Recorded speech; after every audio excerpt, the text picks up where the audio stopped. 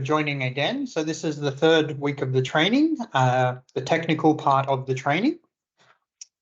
There will be a fourth training, not next week, but the week after, where we also have regional leads and the data support team joining as well. So this is week 3 of 4 different trainings. What we're going to do today is just move through module 3, make sure that we've understood if there's any questions or issues. I know there are a few bugs that we can talk about as well. And then we'll talk about the next steps that will happen between now and the final meeting. In terms of how we go about that, so where we stopped last time was at 2.2, which is our results. So we're starting from there.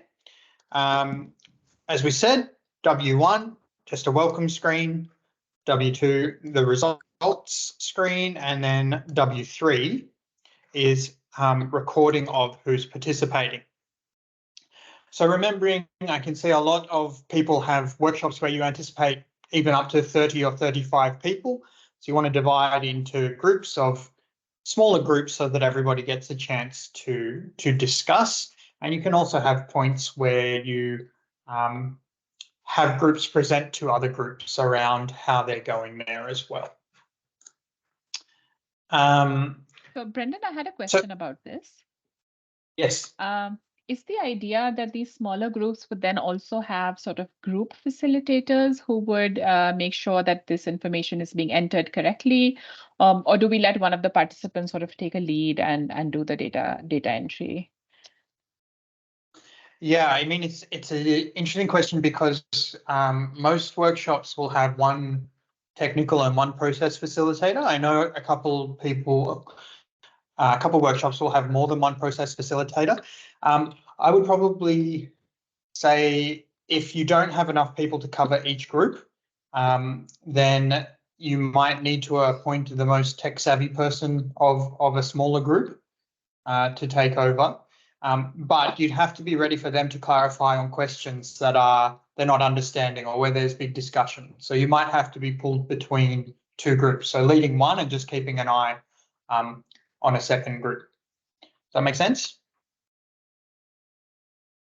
Yes, I think the way that I had thought once I saw your presentation for this group 3 work was that we could possibly even have sort of, say we are planning to have about 25 to 30 participants attend the workshop, that we could have 3 or 4 sort of small group facilitators who stay with their group throughout the duration, and that the process and technical facilitator kind of walk around the room and make sure that, you know, everyone understands what they're doing and sort of troubleshoot as needed. That might be best than, you know, having your attention pulled with 2 groups and then having some group not have anyone at any given time.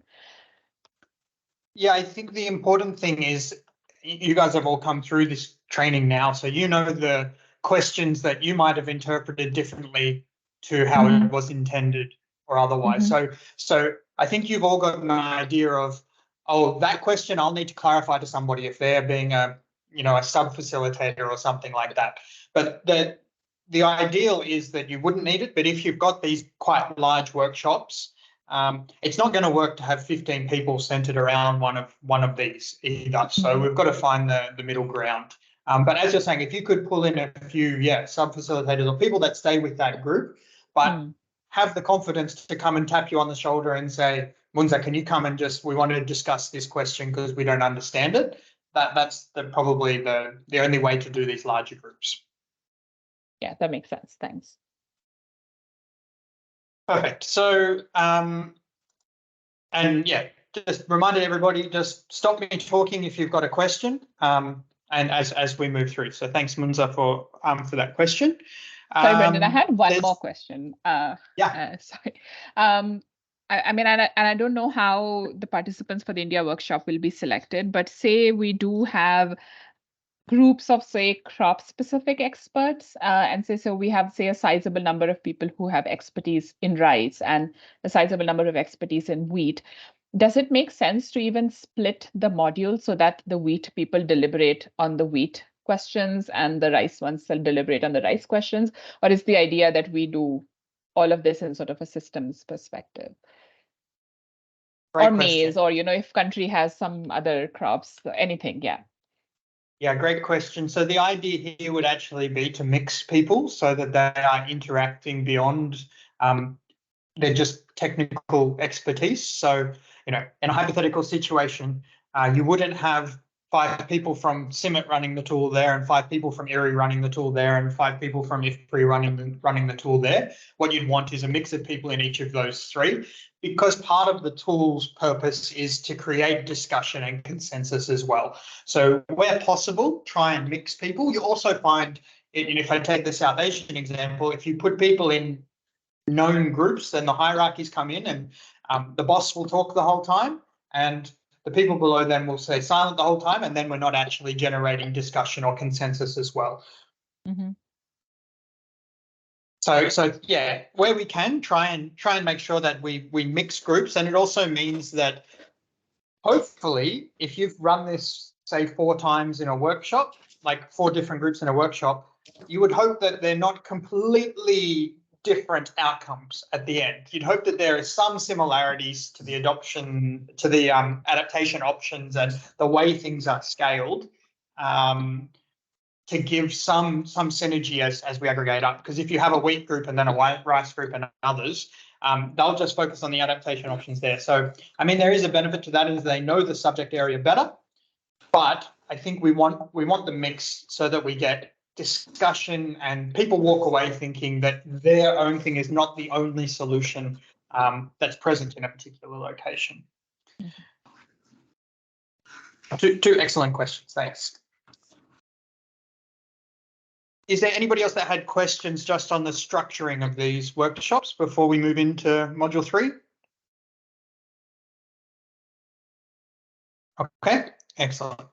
So as always, we've got that landing page. So where do we start here? We start with this long list. So just as a reminder, on the left side, we've got the key priority challenges, and then we've got up to 30 options that come in. So I know some people were getting a little pop-up error around a circular reference. So I think I've got rid of that now. At least I hope that that's not there. I'll do some further testing on that because I couldn't quite work out where the circular reference was, but hopefully that's removed now. So I've got the example from Vijay up at the moment. So I hope that's okay to share Vijay as an example to everybody. So you can see that I think there was the 10, the minimum number. So 10 options that have come through here across the different categories. As we saw 0, 1, and 2, and they'll come out. So the idea is that you've got a group of 4 to 7 people, and they're just dumping all of the options. It doesn't matter if they're good options or bad options, unless it's the 4th in a category, then you'd have to decide which 3 make the cut. But the idea here is just a long list. And we're doing that because if we wanted to come back later and say we only analyzed 10 of these options, we want to analyze some of the other ones, then we've got this long list that we can go to. So let's hypothetically say that you analyzed the first 10 and they all came out as quite average options. You might want to come back and do the other 10. Or if you were really committed, then you could open the tool again and run through those others. But the idea is to create a long list that we can come back to in case we need to analyze further options. Any questions on creating that long list? Pardon, Brendan, I'm BMK Raju. So yeah. These options are not means we have given the list of crop season combinations in the module 1 and module 2 and climate hazards. So here, whatever options we are mentioning, so just we are providing some options, list of options, but it is not specific to any particular crop season and the climatic hazard to deal with. The climatic hazard anyway will be coming in the next sheets, but these are crop. Shouldn't they be crop and season specific? These options. Yeah. So the idea here is that comes when we get into the deeper analysis. So when we've got crop season and hazard, and actually the expected loss value and relationship. So the filter for crop season hazard comes through here. The idea here is, because it's the start of your workshop, so you want to engage people and get them talking and get them discussing and, you know, having ideas flow. So we don't want to be highly specific there, other than saying that we've got our top 10. Now, in this case, there was only 8 priority challenges that were identified, but that list might be up to 10. So as a facilitator, you're saying, we've done the background work here, and we've found that these are the priority challenges, and you would go through them and say, you know, they're split, as in W2, they're split across our rainy and our winter season. We've got the 4 crops that are in there. We've got the 5 climate hazards. What we found were that these were the priority climate challenges that we need to find adaptation options for. So when we think about these, what are they? So, you know, here we've got 2 varieties that we don't actually know if they're rice or wheat varieties at the moment, but that will come out when we go into our deeper analysis. But the idea is just to get people chatty. If we go too specific too early, people will tune out, they won't be chatty, and they won't come.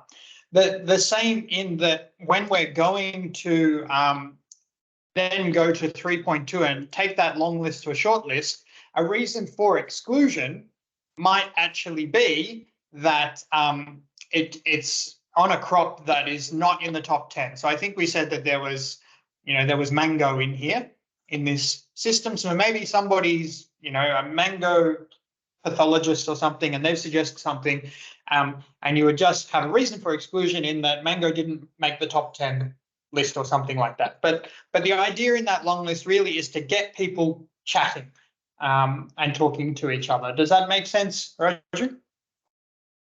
Okay, fine. So. Yeah, excellent. Good question as well. So we've got this list of between 10 and 30 different adaptation options. This might take even half an hour.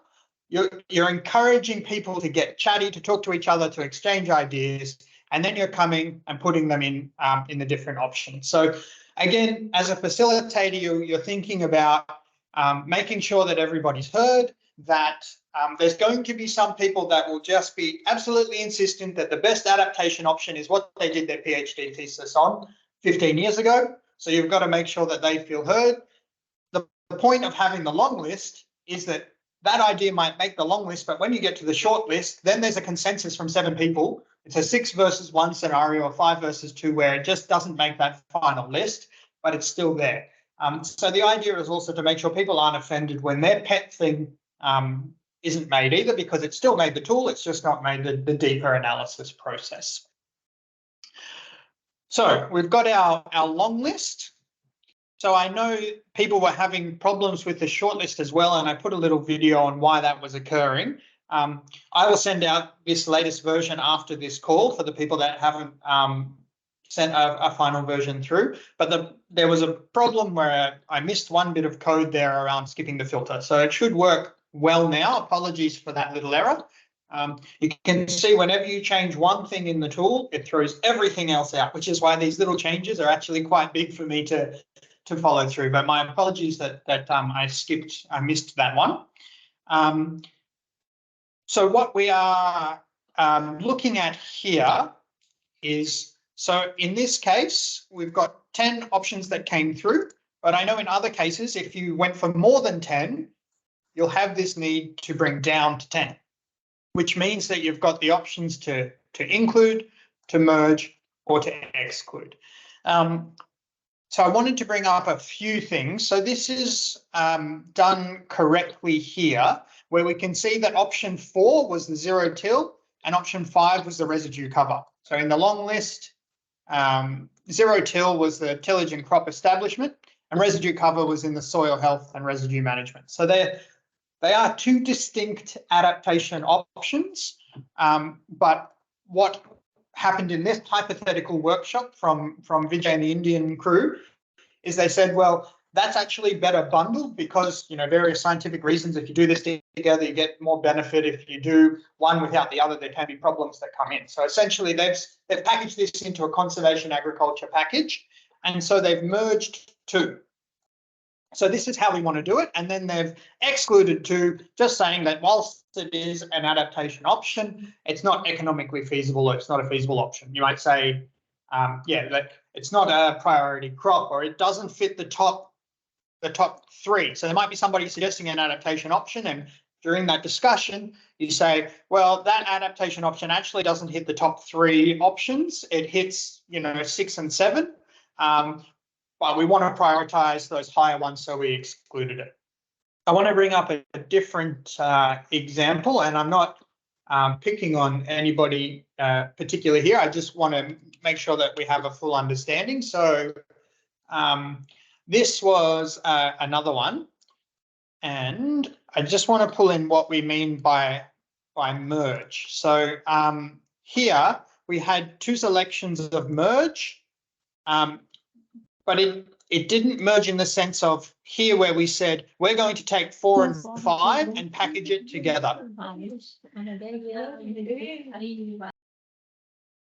We're going to take option 4 and 5 and bundle it together as one. So this is how we use the merge. Whereas here, I'm not sure if we went through a renaming process or anything, but if there's 2 merged, then you would think you're merging them together. So just making sure that we've got a full understanding. When we look at that merge, it means take 2 of these options and bundle them together as a package of one option, like this conservation agriculture package here, not just renaming. If you wanted to rename this, so if you wanted to rename mechanized DSR to MDSR, you'd want to go back to 3.1, find where you've got your mechanized DSR, mechanization and direct row seeding, and then you would merge them. So just an example of how we want to use that merge function. In terms of 3.2, do people have any queries or questions there? Yeah, Brendan, I had a quick question. Sorry if you've already mentioned, but you said 10 is the maximum number that we can use for further sort of deliberation. Is there a minimum number that you recommend? Is it possible that some people might say, no, let's just concentrate on these couple of, maybe 4 or 5 practices that we think make most sense in this narrow area that we've selected? I can't remember how many I programmed it for. I might not have made a minimum number. I would suggest that in your workshops, you wouldn't want to go below 4, because there's not a lot of value to comparing less than that number of adaptation options. I would try and say ideally that you'd want 8, 9, or 10. If you just don't have that many good options, then you can reduce it down. But I definitely, I mean, let's as a collective group say you wouldn't want to go less than 5, because the results from that would be not very meaningful. But what I might do is actually put in a restriction clause there that says that there's a minimum of 5 options to evaluate. Or I'll be kind and say 4, but yeah, we would recommend 7, 8, 9, or 10. If you've got really large, hard groups, then maybe you need to pull it down to that 6 or 7. But yeah, aim for more rather than less. Got it. Other question? This is the sheet Yes, where I face a problem. So when this long list, just I'm getting hash name in these cells, long list under this column, instead DBW187. In this place, for example, 3.1, whatever options I have mentioned, those are not populated here. Instead of that, only one row is being displayed, and some hash name it is coming up in this cell. Yeah, there was another problem where you can see in the code it said L6, L7, so it was counting on itself. So what I would say is, Raju, send me your file, and I will, after this call, I'll quickly correct it and send it back to you, because I know why that's occurring. It's just a little code error where it's counting itself and that's crashing the tool. That's fine. I will share my file with you. Thank you. But Rika. Oh, sorry. Yes, Raju, please continue. But still, for the participants of the workshop, isn't it will be convenient that given a situation, for example, if you specify flooding for more than more days than expected on rainy season. So given the situation, out of these events, let us say in even 3.1 also, it is easy for them to think particular situation, given situation, and write down different adaptation options. Anyway, you are giving some hint that some generic group of adaptation options you have mentioned, like tillage, residue management.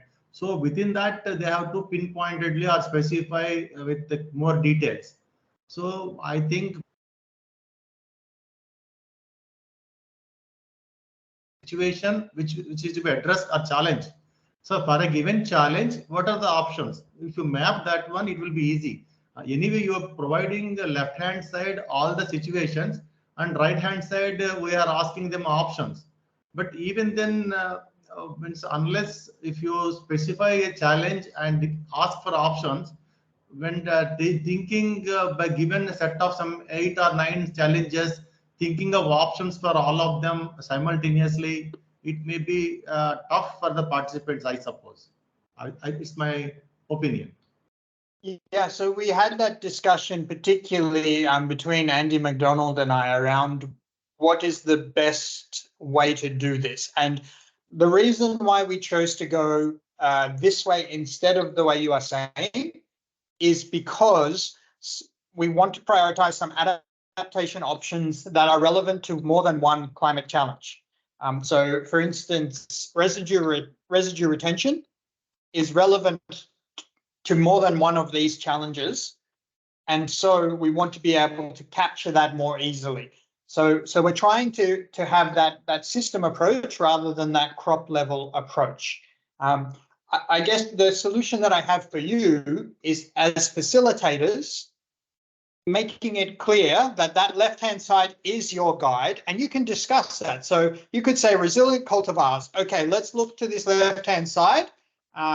We've actually got the top 3 challenges here are rice in the rainy season, wheat in the winter season, flooding, drought, pests. So it's actually quite a mixed threat in this system. But you could say resilient cultivars, what do we have for rice? What do we have for wheat?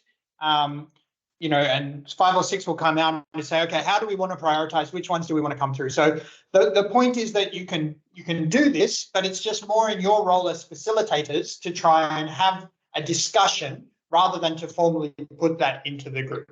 The other thing is that you've got your notes section down here where you can talk about other things that happened or discussions that you had in there as well. So I can hear what you're saying there, Raju, but we have this desire to keep it at a systems level. That doesn't mean that you as facilitators are not guiding the discussion that way. Okay, it's decided at your end, discussed at your end, then it's fine. Rika, did you have your hand up? Yes.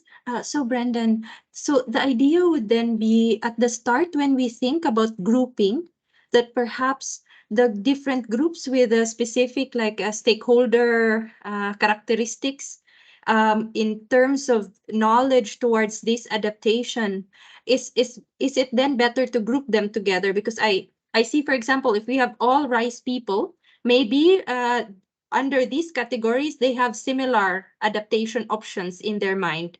But if we have like other people, aquaculture or someone else, they may have different adaptation options. It's better then to separate those types of stakeholders for the workshop. Is that going in the right direction?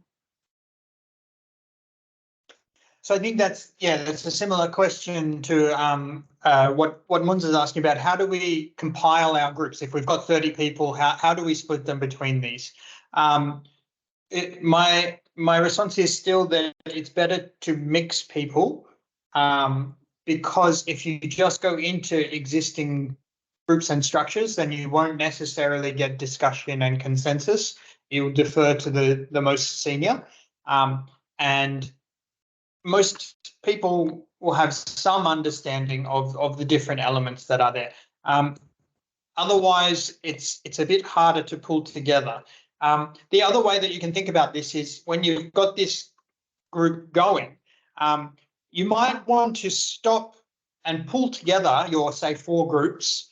So when each of the groups has finished 3.1, maybe you just want to have a group discussion. So each group should stand up for 3 minutes and talk about the controversies that they had in discussing their long list. And you might want to pull together the 4 groups after everybody finishes 3.2. And again, have that discussion, let them go back. So maybe people in the other group have a point of view on something that you excluded or included, and then you come back and then you go back into your groups and finalize at 3.2. So the point is here to have the discussion. Your groups don't have to separate at the start and not talk to each other for the rest of the day.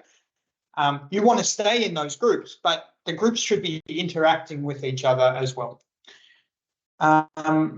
Musa. Thanks, Brown.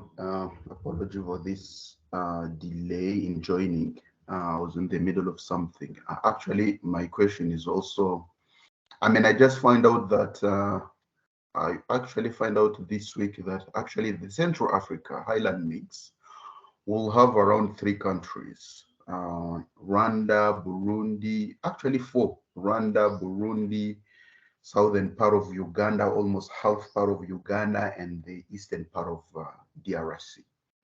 And I was wondering, from your insight, what do you think then should be the layout of the workshop? Because I will be having 2 countries that are fluent in French and 2 other countries that are fluent in English. So I was wondering then, do you think when I will be organizing the workshop, I will be having a group of DRC, a group of Burundi, a group of Rwanda, a group of Uganda, and then we'll be having 4 different Excels? Or are we going to have 4 different Excels and then we'll combine them in 1 Excel? So 2 will be in French, 2 will be in English. So what do you think should be the right spacing? And how many days do you think we should be looking into? 2 days, 3 days? I don't know.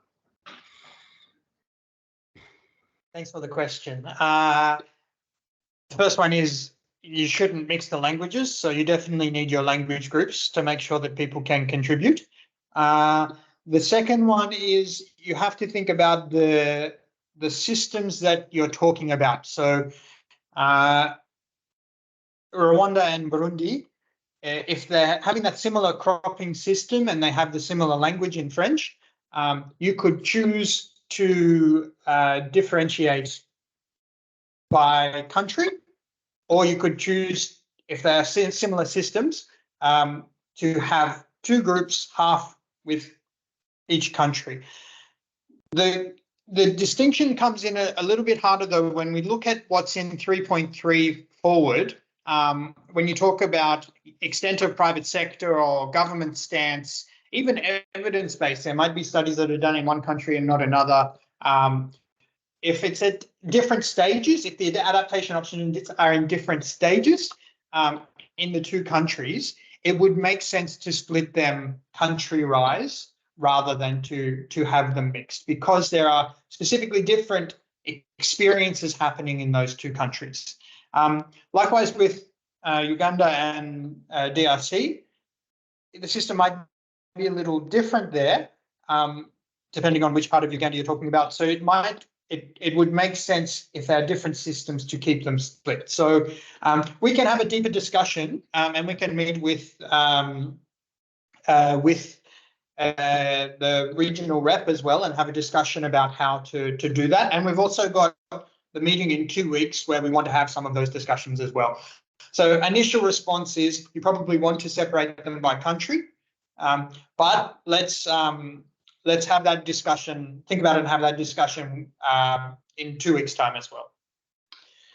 Thanks, Brown.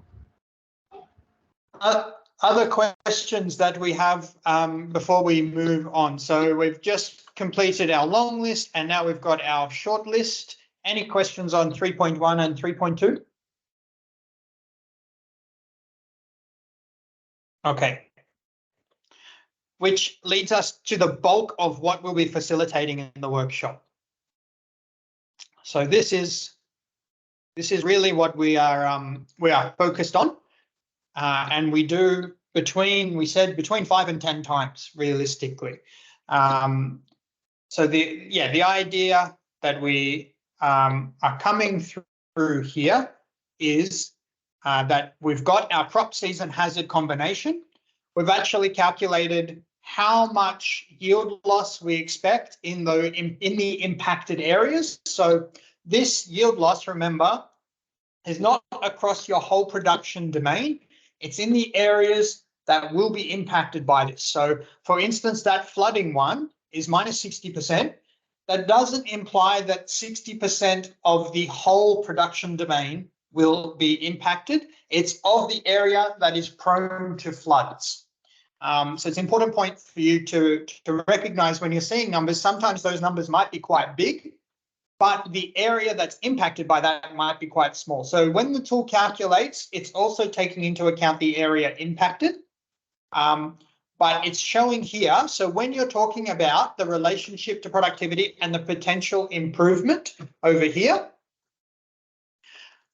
it's in relation to impacted areas, not in relation to the whole production domain. So I hope that makes sense, because we want the adaptation option to be relevant to what is happening in impacted areas. As you'll see from the drop-down menu, it only asks you for the potential improvement when you click benefit. And I think it's important to understand, whilst we're asking for a number, this may not be scientifically known, or people in your group may not know, and there's no point facilitating a discussion where one person is saying it's 14% and the other person is saying it's 15%. So you don't want to get too locked into these very technical arguments when it's over 1 or 2%. You know, if the difference is 5% or 25%, then you want to facilitate the discussion and see where you can get to, but don't have people arguing over 1 or 2% here. It actually won't make a huge difference to the tool on the small proportional differences. It will make a huge difference between 10% and 30%, but not between 15 and 16%. So one of the things, if you're in this workshop and you have two people that are just completely disagreeing, you know, finding a way there and saying the tool won't matter too much in the tool on those two numbers, so we'll just put this in. Or if it's a 15 and a 20%, maybe you just want to take the middle and just put in 17.5% or something like that. So this top bit is essentially the economic value that will come if everybody adopted that adaptation option. So when we think about how this relates to results, our results in 3.1, which is purely economic, is only using this top section of yield implications. The bottom section is then 3.2, where we think about the different other elements that are important beyond economics. So the tool is working again to say this top section is the economics, the bottom section is everything else we need to consider when we're evaluating. So that's essentially how we are calculating the economic value. If we have a hazard season crop combination that is causing a lot of damage, and we have an adaptation option that can provide potential benefit to the crops that are being affected, we can assign an economic value to that based on the tonnage and the value of the tonnage, and that's how we get to our economics. So it's a relatively simple economic model, and it's something that we need to talk about in terms of the limitations of the tool. You're assuming a stagnant value of that in the future. which we talked about back in module 1 in assigning a number. And we have to get some guesswork here because we're not going to have firm science to know that.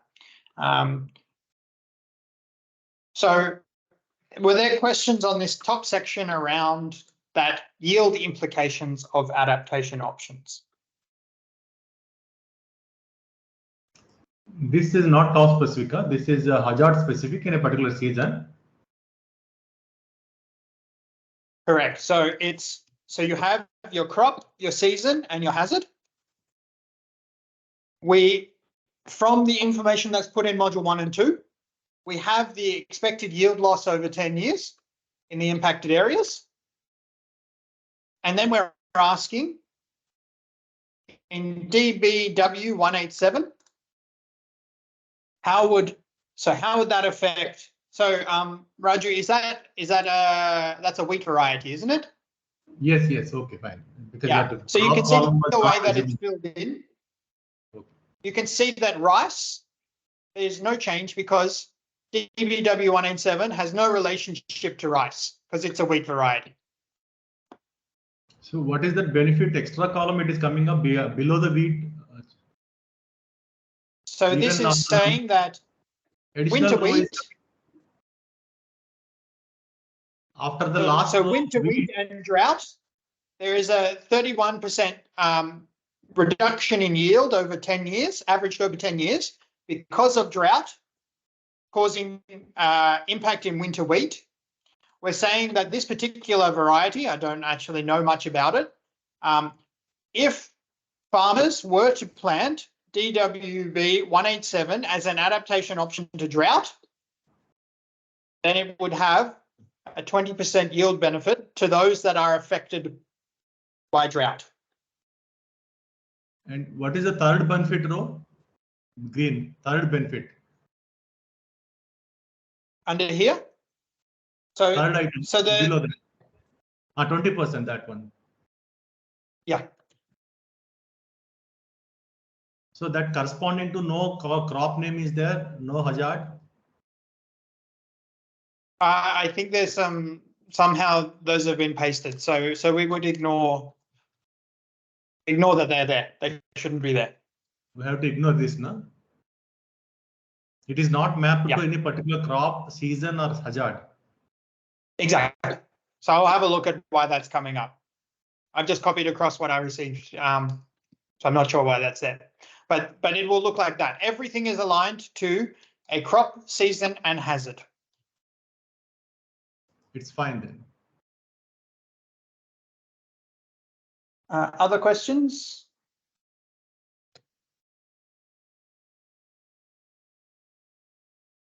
We'll just make a copy of this because this is my current version, so that I don't change any code. But just to reiterate, oh, sorry, were you going to ask something? Yes. Right. Maybe. I'm not sure if your internet is bad, but try and ask your question. I'm sorry, can you hear me? Yes, now we can. Okay, so I want to ask, like, do we assess the interaction between different options? For example, like mechanization as one option, it can facilitate the use, like the better management of water and fertilizer. But if we heavily mechanize our farming system, it also like prevent us from adopt something like intercropping. Yeah, so the first part of your question would be good to think about in this bundling or merging. So like this was zero till and residue together, but you may want to bundle like the Southeast Asia EiA case study, where it's improved mechanized DSR, where it's also about better use of inputs within DSR systems as well. So think about things that really should go together. For instance, zero till and residue cover should be bundled in in this 3.2 stage so that you can capture those compounding benefits. In terms of the negative implications of the bundle, it's not really captured in the tool. I'm wondering how common that would be. I'm trying to think, can other people think of any examples? Because if it's something that is common enough to be problematic, then we can look at how the tool would incorporate it. But I'm trying to think of other examples. So, do people have other examples? So the first example was if you adopt mechanization, then you limit yourself in what was it, Nguyen?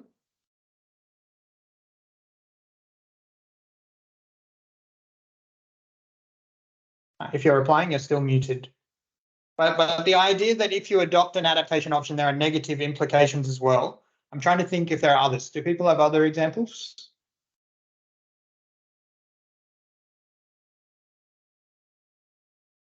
I mean, there may be yield losses from something during a period of transition, right?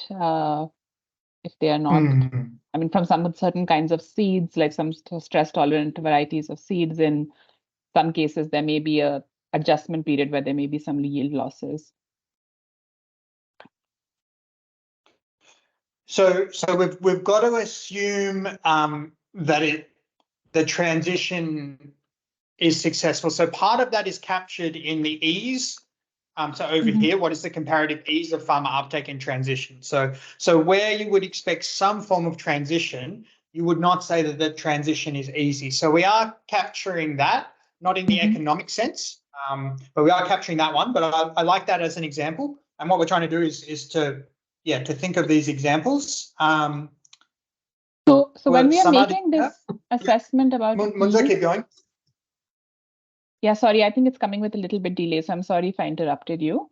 But this question about this ease of uptake, there is one where it is how physically easy it is to uptake, right? Like switching to a new variety of seed is not a difficult transition to make, in the sense if the seed is available, you can easily do it. You would do it with one seed, you can do it with another seed. So in that sense, it's easy. But there could be other constraints that might make the uptake not easy, which is that there might be financial constraints, seed might not be easily available, the area we are covering might be fairly remote, that accessing seed markets may not be easy.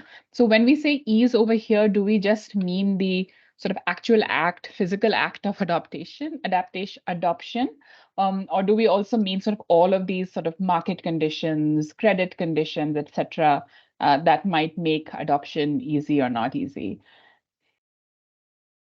Yeah, good question. And I think one of the things that I need to do, particularly for Module 3, is write a glossary list that clarifies what do we mean by ease here. What we mean by ease is the broader definition, so not the physical, but informational, financial, and otherwise.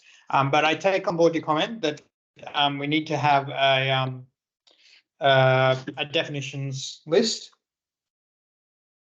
that can be actually physically printed and put on the workshop table, so that it's clear and we've got common definitions. Okay, so I see some are saying high levels of deficit irrigation. I see Vijay saying crop residue retention may invite insect pest and disease. So the way that I would frame this back, judging by this conversation, is when we talk about potential improvements, remembering that column over here, so column O, is expected loss over 10 years. And it's that time period because we talked about over the next 10 years in Module 2, how many times would we expect catastrophic, moderate, and small? So it's averaged across over 10 years. What we need to think about in column W over here is an average, again, over 10 years in that climate. So for residue retention, for example, we could say that if everything went to plan, you might get a 30% kick. I'm just making up numbers, a 30% kick in yield in the impacted areas. But in 2 of those years, we would then expect some pest or disease outbreaks. So despite the fact that we could, in an ideal situation, get a 30% yield jump, we probably bring that back to 20% because in 2 of those years, we're going to have that problem. So we want to incorporate that into our column W here around potential improvement. But again, what I will do is put that in the definitions list as well. So what we'll have is a printout that goes on the table. We can have it in the different languages that we need that says, and I'll put numbers here. So I'll put in brackets 1 or definition 1, and then you can go to that printed sheet, look up definition 1. Okay, it wants us to consider these things. Overall, minus any implications, that's how we get our number. Or in EiS, it wants us to consider physical, informational, financial, etc. So I think that's one way that we can clarify some of these things. Rashid, I know you're on leave but still attending, so thank you. You have a query? No, just for this, I think it's good if we can find a way how to put some under transition, some short, mid, and long-term adaptation strategy, which means that we can, for example, propose something as adaptation, but that we have also to say what is the short, what is the medium and long term during these 10 or 20 years. For example, crop residue management under CA is very difficult to be adopted by farmers. At least we can say, okay, under CA, this is one example. Let's start first with removing no-till or deep tillage, for example, first year, second year, and after that we can introduce 10% of residue to be kept, and so on. So the idea is to propose it as transition. There is no fit-to-all solution. In several systems, it's difficult to move quickly to adaptation. I don't know if you get my point or not. Yeah. So we need to consider that in terms of that potential improvement. So again, I'll change the wording of this column W over here to match the wording here, and it's over 10 years. So if you did it perfectly and you did it immediately and there was no transition period, that's the number that you would put. But in our definitions list, we'll also talk about that if it takes 5 years to reach that 30% yield kick, then we need to bring that number that we enter in to factor in for the fact that it's only, it might be minus 5% in the first year, 10% in the second, 15 in the third, 20 in the fourth, 30 in the fifth, and then 6 through 10 at 30% of the number that we're at now. So we'll need to average that out. So I'll put that into the definitions list. I just wanted to touch on the other aspect of what you are talking about there, and that is around the idea of short, medium, and long-term adaptation options. So one of the things that we look at here is this third weighting is the readiness of the option for promotion and scaling. So if we need something right now, we can put a higher number in there and it will change the list. So if we just look here, sprinkler irrigation 1, the conservation ag 2, and then the 2 wheat varieties, if we were to just play dramatically here and change this to we need it now, we can see that the numbers change. Or if we don't need it now at all, then intercropping comes up. So there must have been a time lag or some reason that intercropping was down. So part of when we discuss 3.2, we'll talk about changing our priorities to see how our options also change there. Good. Yeah. Very interesting. Thank you. Still talking up here. Yes, please. Whoever that was, sorry, I wasn't looking at my screen. Please ask. Go ahead. Yes, regarding this is again a question on column W. And this mentioned that, for example, wheat winter season drought. So that's this variety is offering 20%, avoiding 20% yield loss that can occur due to drought in winter season to wheat. So like this same to tackle with the same crop, same season and same stress. So let us say out of 10 options, 10 adaptation options, some 7 options may work against this particular hazard in particular crop in season.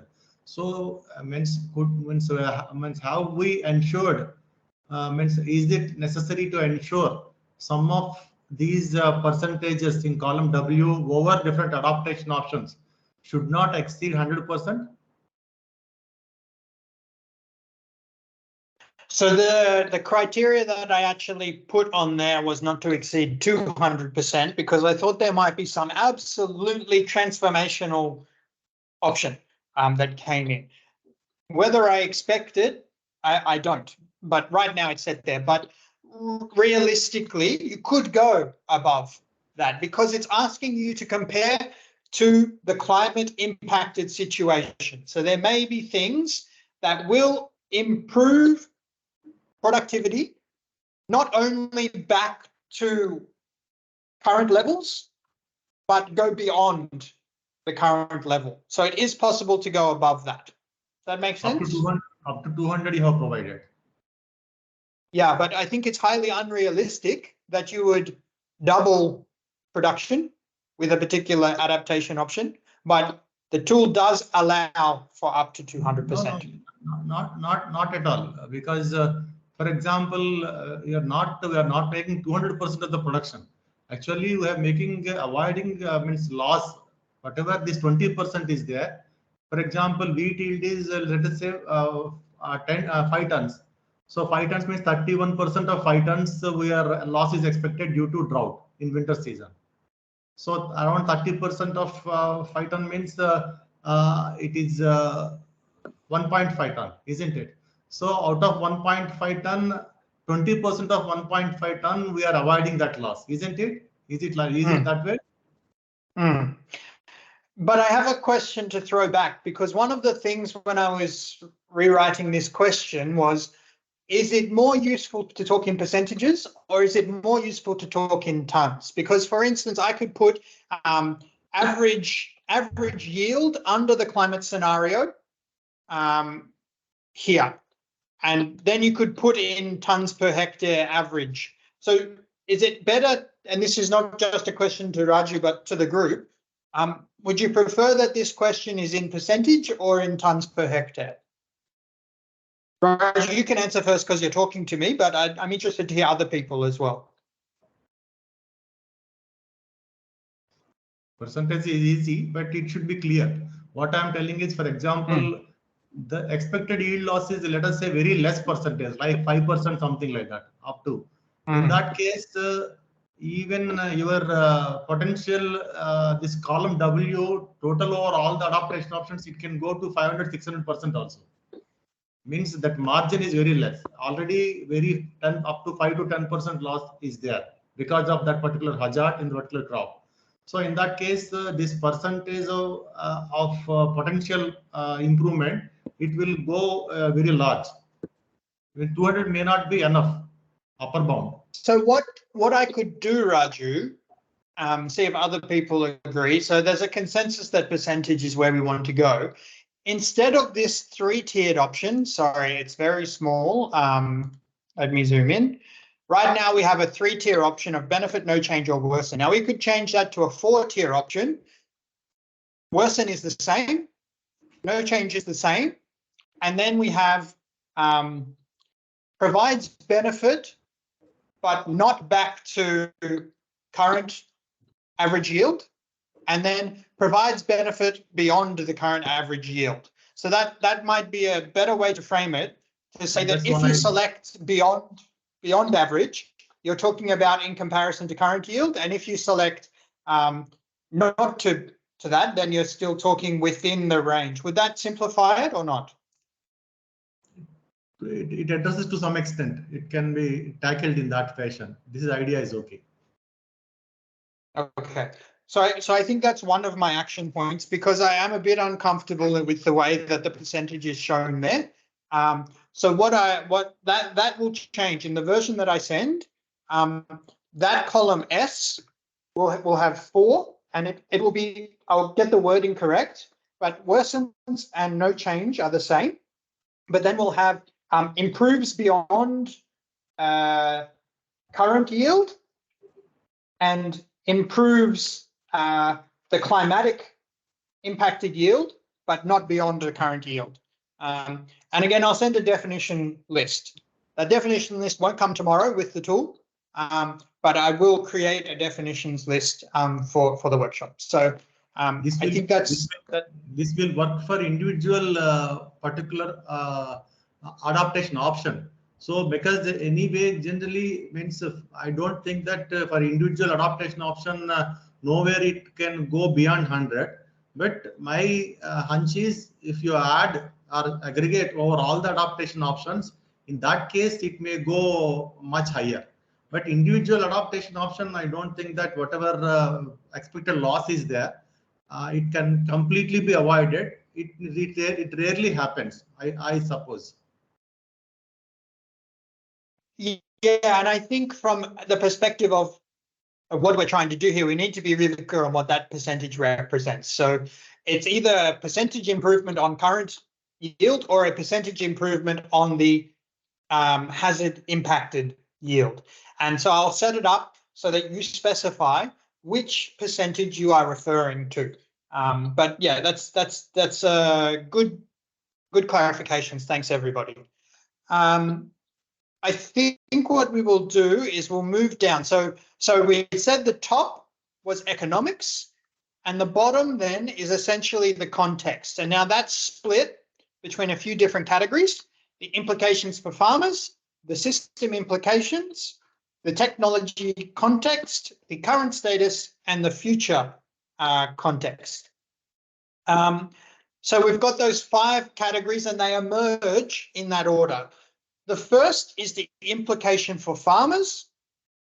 So question 1, what is the comparative ease of farmer uptake or transition? We already discussed previously on our definitions list, we're talking about physical, informational, financial, everything that incorporates that.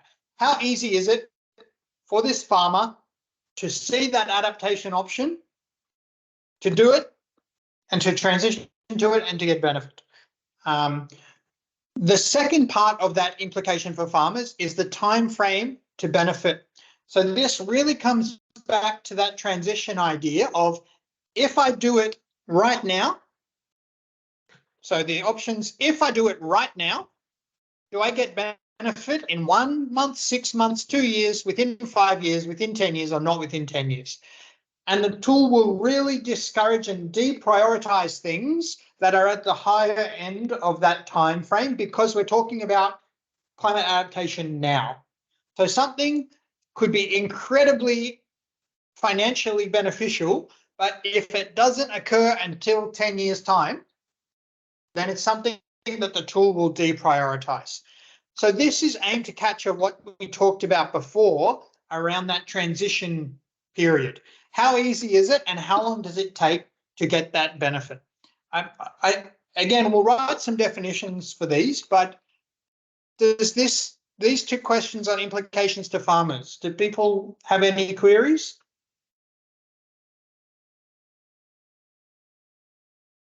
Okay, hopefully that means that they're relatively okay.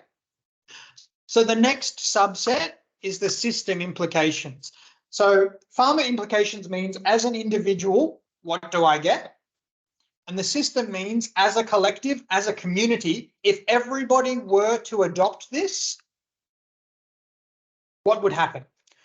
So the first part is around co-benefits, around sustainability and mitigation. The idea here is that the tool will deprioritize things that make sustainability worse or make climate change worse. So it's just the three-point options of worsens, no change, or improves. Same here, worsens, no change, or improves. It's fairly simple there. We'll write some definitions for sustainability and for mitigation. The idea of the sustainability is, can the system continue to function better under this change, or will it function worse? We don't want to do extractive changes, particularly in agronomy. that make a system less sustainable and less productive over time. So think about sustainability there, and we'll write the definitions as ability to maintain production over time, and mitigation being, does it make climate change worse? So, hypothetically, in an unmechanized system, if you introduce mechanization, non-electrified mechanization, you would, in theory, be releasing more carbon dioxide. If that mechanization was done with zero tillage, then you've also got the mitigation benefits of soil carbon being retained in the soil. So there's going to be some conversation here. It's not just, a lot of these are not simple yes, no's. You want people to have a discussion around each of these, talk about the pros and cons of trade-offs, and come to some consensus. But you've got ability to keep production, and you've got, does this make climate change worse? And then you've got inclusiveness for women and inclusiveness for marginalized populations. Again, the idea is, if a whole population was to adopt this, what would it mean for women? So I've done a few studies actually on zero till. The example there would be, at least partly anecdotally, in Africa, zero till might make burden worse for women. In South Asia, it might make things better for women. But you want to have a discussion. I just use that as an example.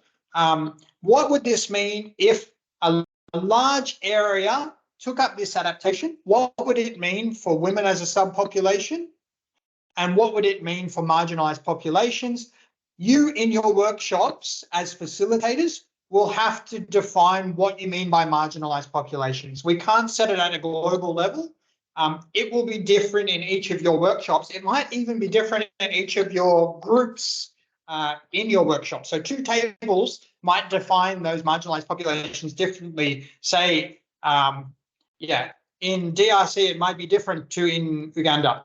But it's up to you as facilitators to guide that around what you mean by marginalized populations. That might be a difficult discussion to have as well, but the point is that the tool will deprioritize things that create more disunity in communities. You want things that don't make things worse, that don't leave subpopulations that are already marginalized behind. So those are the 4 elements that we talk about in system implications. Yes, please, Samar. For identifying the marginalized population, which let's back to the context of this definition or this term. It should be identified based on the location or the type of community or what. For example, we can say marginalized people that they are living outside a certain location. But in other contexts, it could be for example, indigenous group or just some communities inside the certain societies. So which base we should use in this case? Yeah, it's very much dependent on each location. So it has to be a population that's within the production domain. So, you wouldn't put slum dwellers in the city, for instance, in this, because it has to be people that are living in the production domain. But we think about a population of 100%. Is there a subpopulation of 5, 10 to 15%, 20% that experiences life differently because of who they are? So it could be a particular ethnic group or indigenous group, but in many locations that won't be the marginalized population, but it could be.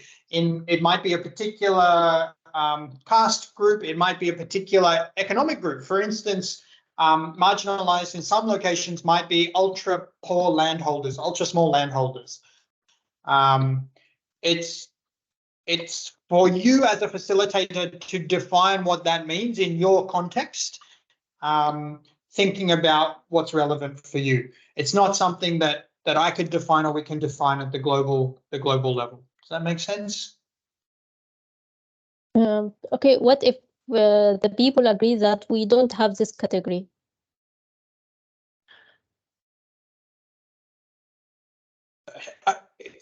Really, in Egypt, there are no marginalized people? No, I'm talking about, for example, in the Nile Delta, inside the Nile Delta, because the marginalized people are outside the domain of this workshop or the regional domain of the analysis. But inside the domain of the analysis, I can't identify a certain group and call them marginalized. For example, most of the farmers are smallholders. So what for But the there is external? not, I would say that there is not homogeneity amongst all smallholders. So there's going to be the ultra poor, there's going to be those that may not have, may not be on an irrigation scheme. There's going to be those that have less access to water. So it would come back to this idea, or this ideal that we talk about of nobody left behind. So if everybody was to adopt this, are there populations of people that are already worse off that would be even worse off compared to everybody else? I would think that there would still be in every location marginalized populations. However, if you 100% think that that is not the case in your location, you would just put it at neutral and move on, because the tool won't punish anything. And in fact, if you put neutral for every option there, then it's the same score across options. So have a deep think about in your location before the workshop if you have these marginalized populations. If you 100% believe that you do not have marginalized populations, then for each of those, just answer neutral, and the tool will essentially ignore across.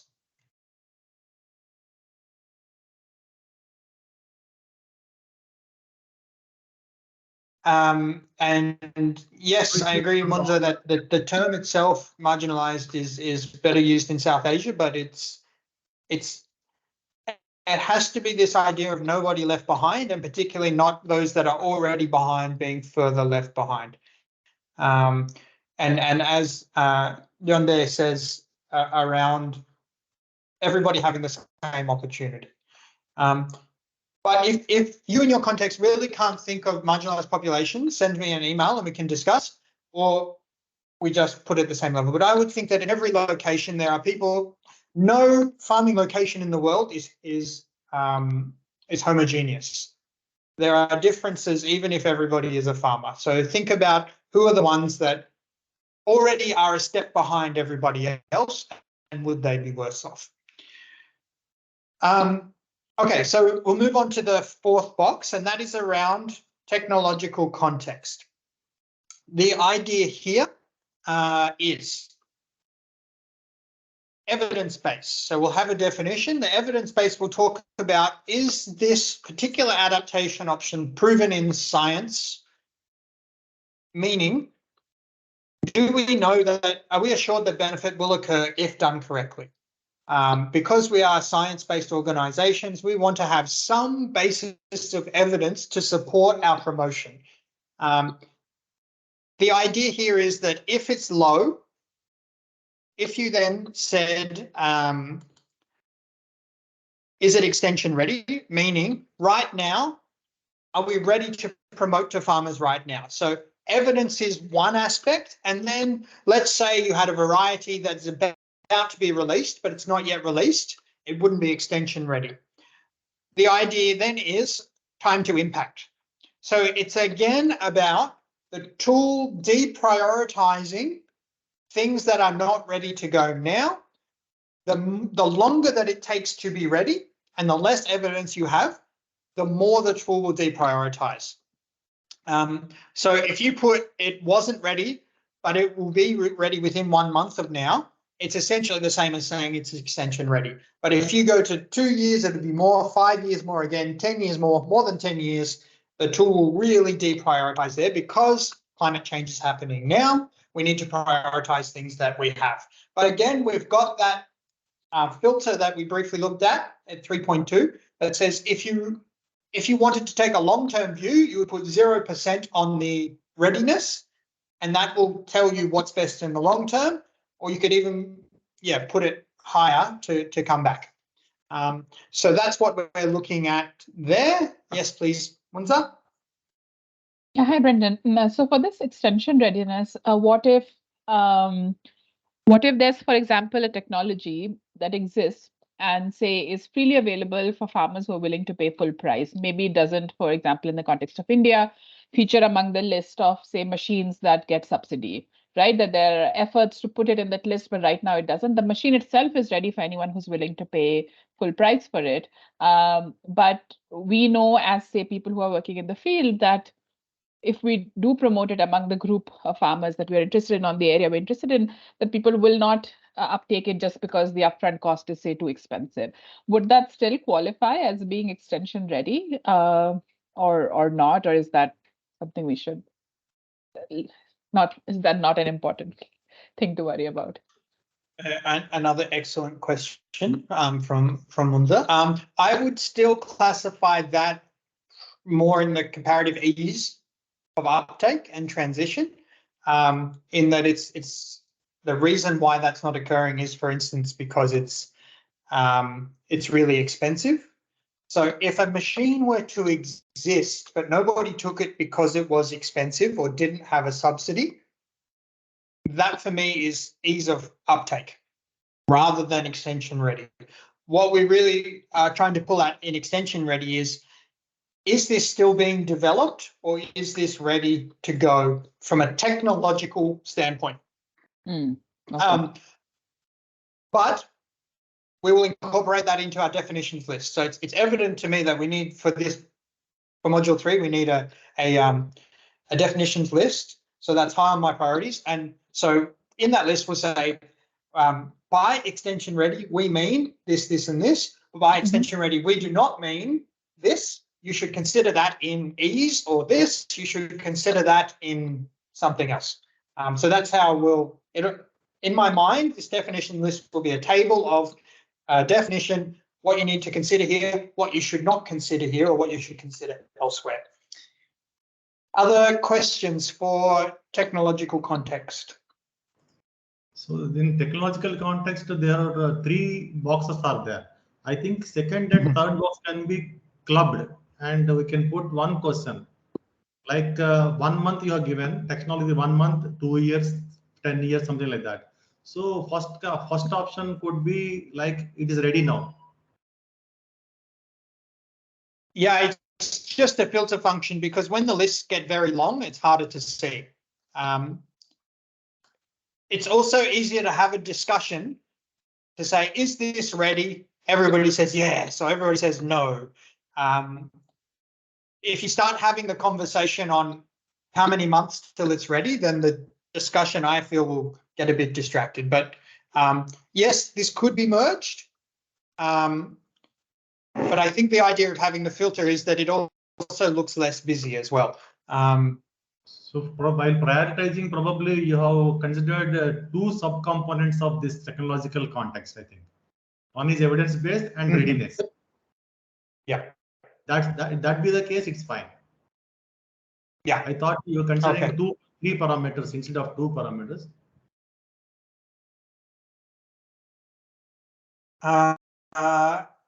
Yes. See.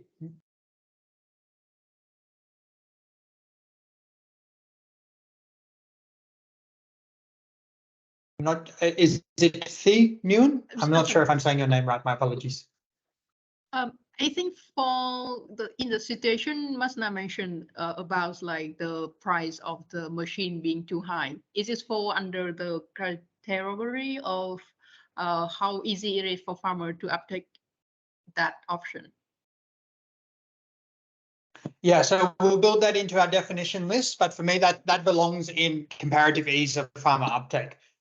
So the technology is there and ready to go. The machine works, but farmers are not using it because it's too expensive. That's a transition issue. It's not a technology issue. So it would go above.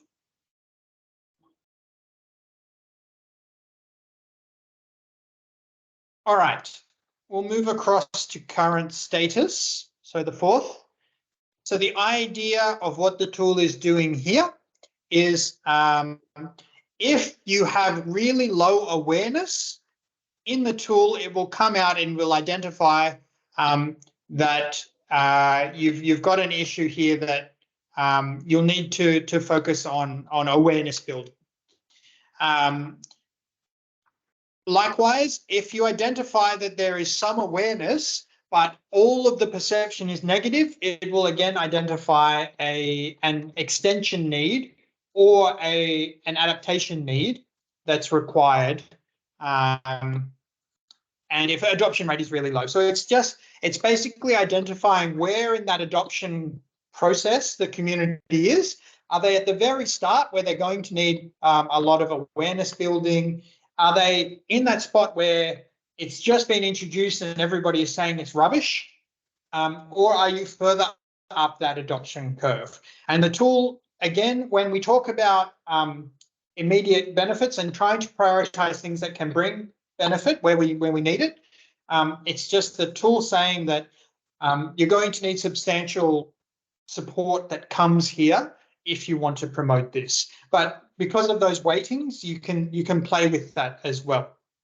But again, I wouldn't have your group having these discussions on whether it's 15% or 17% adoption. It's really about a ballpark figure. But it is across the whole production domain, remember. Yeah, so that's current status. Any questions there? Adoption level should always be less than or equal to awareness. One consistent that you put it. So I actually have set that up just before the call. So when I put in this number, you get the error. Adoption cannot be more than awareness. It's just that I've copied across some numbers that came. But if you enter this fresh, you will get this error message that says adoption cannot be more than awareness.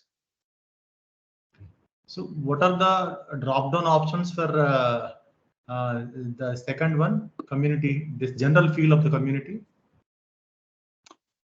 All negative, mostly negative, neutral, mixed or no opinion, mostly positive, and nearly all positive. Generally, for mostly negative, will that exist in the things? But I don't think that may be required. Maybe nearly negative to some extent, okay, but automatically it takes care of.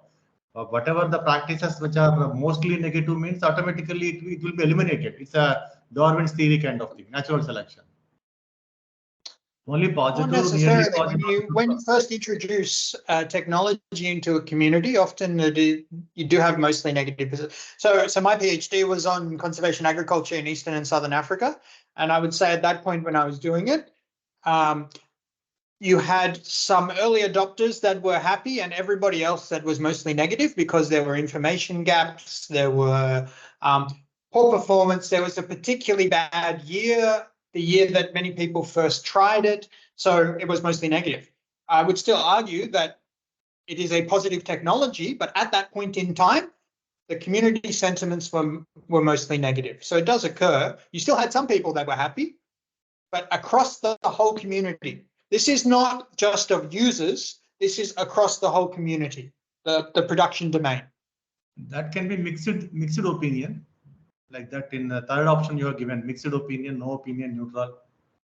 But again, what is the difference between nearly all negative and mostly negative? What is the difference? Nearly all negative is a 90% negative, 10% no opinion. Mostly negative is 70% or 60% negative, 30% positive, and 10% no opinion. Just as example numbers.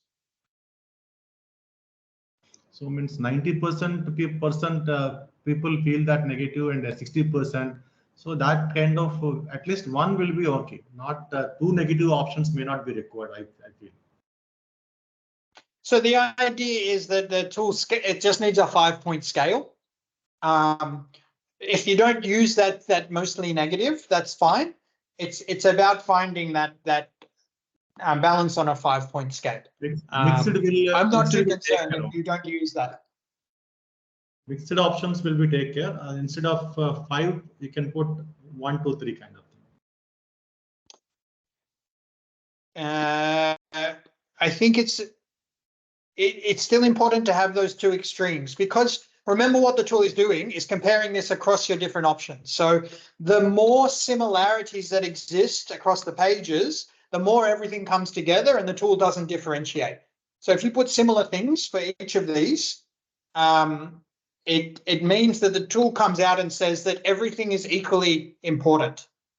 Whereas the point of having these bigger scales is that if you give the opportunity to differentiate between them, it provides a bit of differentiation, so the results are a little bit more interesting.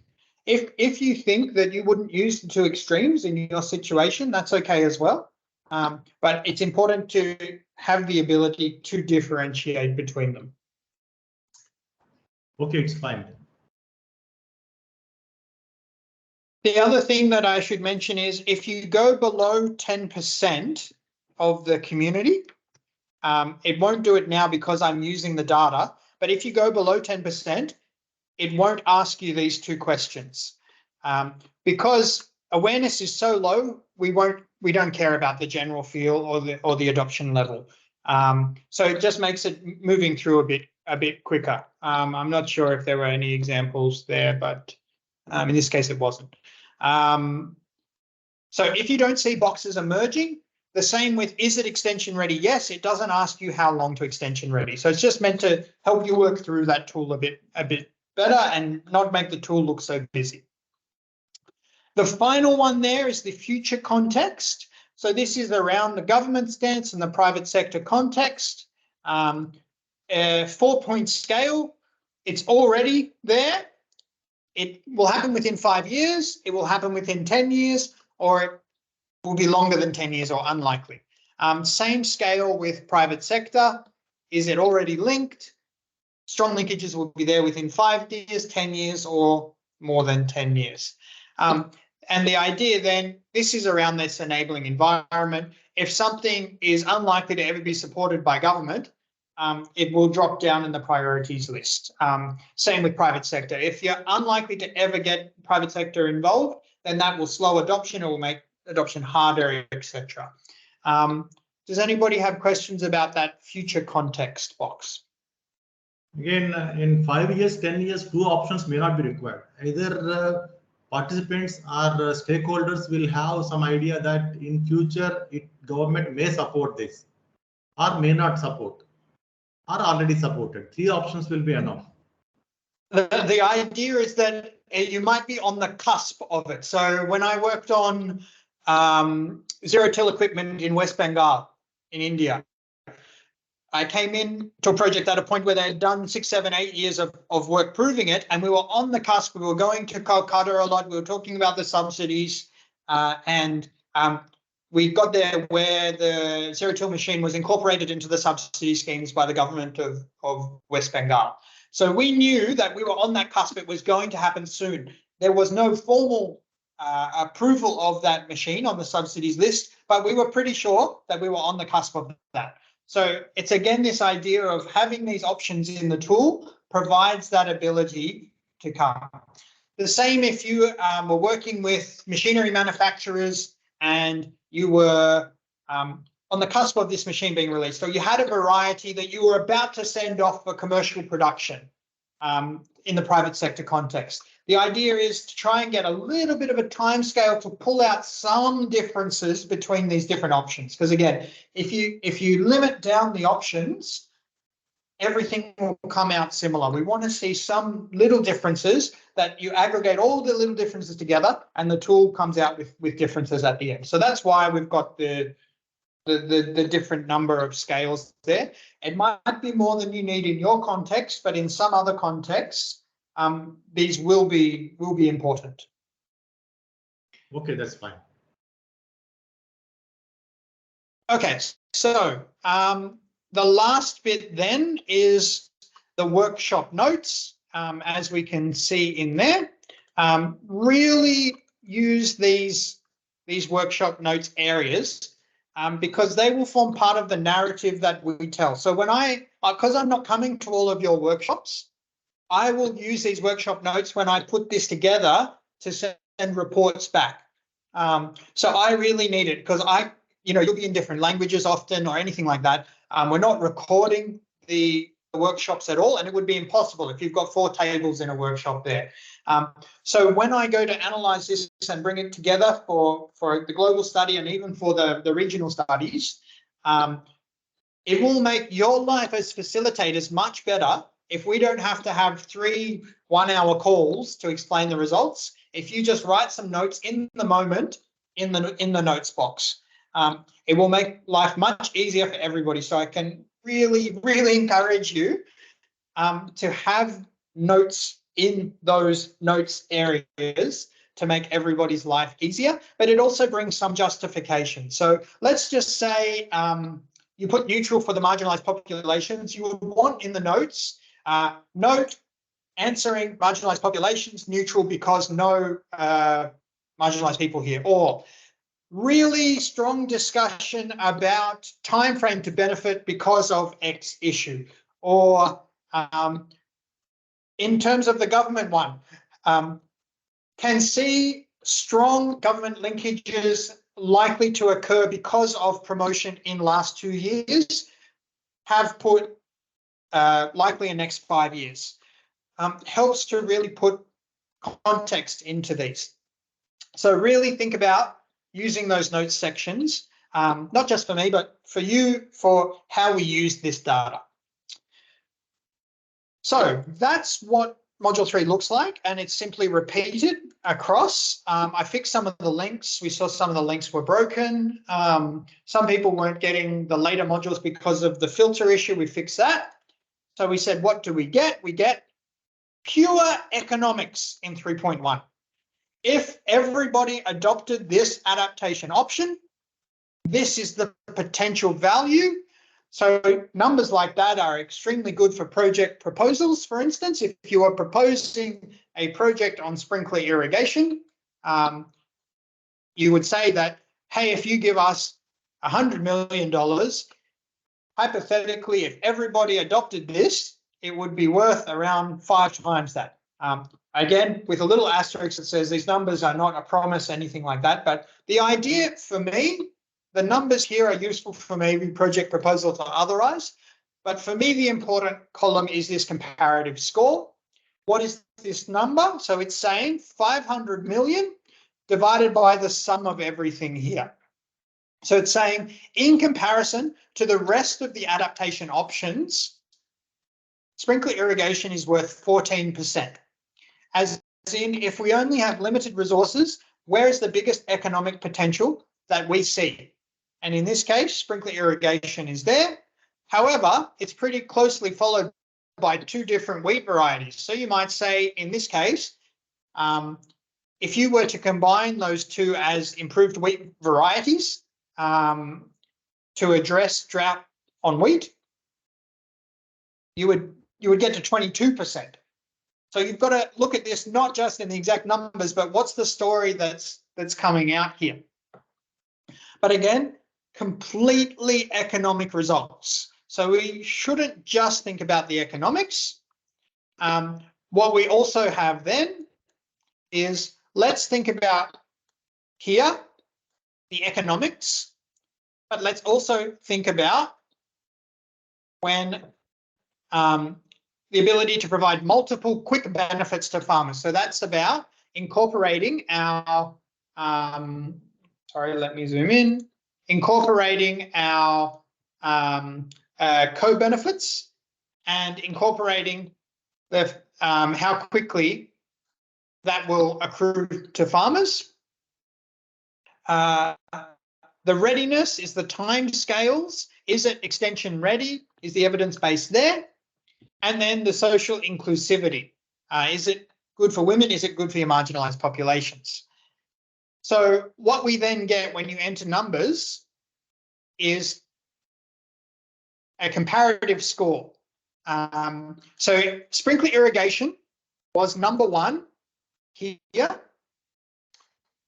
pure economics, but it also comes out if we were to balance other things.